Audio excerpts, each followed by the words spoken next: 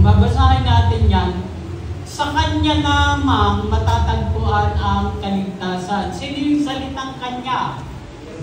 Si Jesus yun. Ito, sinentro na. Wala na paligoy-ligoy pa. Sabi ganon, sa Kanya lamang matatagpuan ang, kung gusto mong maligtas, lumapit ka kay Jesus. Ganun lang siya kasimple. Paniwalaan natin yan dahil yan ay salita ng Diyos at yan ay totoo. Magaganap. Amen? O, ituloy natin. Sapagkat walang ibang pangalan sa buong daigdig na ibinigay ng Diyos sa mga tao upang ang tao ay maligtas. Wala daw.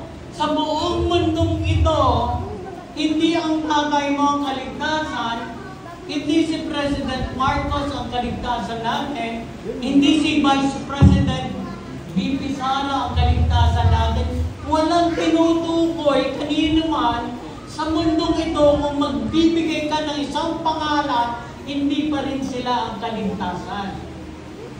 Kaya huwag tayong maniniwala kung may nagtuturo na ang kaligtasan ay kay ganito, kay ganyan. Wala, dahil ang salita ng Diyos, klarado, sa Kanya lamang matatagpuan ang kaligtasan. Wala daw sa buong mundong ito kung saan ang tao ay maliligtas, maliban lamang kay Jesus.